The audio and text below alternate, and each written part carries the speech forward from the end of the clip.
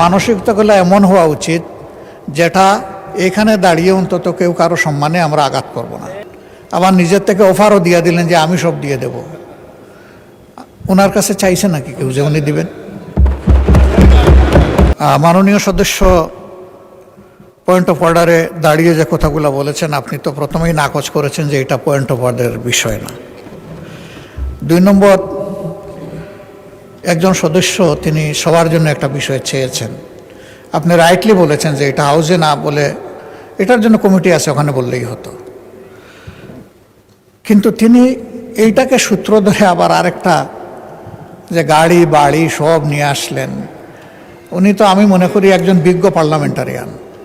আবার নিজের থেকে অফারও দিয়ে দিলেন যে আমি সব দিয়ে দেব। ওনার কাছে চাইছে নাকি কেউ যে উনি দিবেন?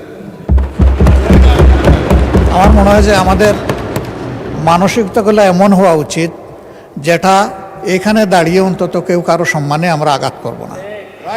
আমরা আশা করব যে আমি সহ আমরা সকলে আগামীতে এগুলোর প্রতি আরও যত্নশীল হব।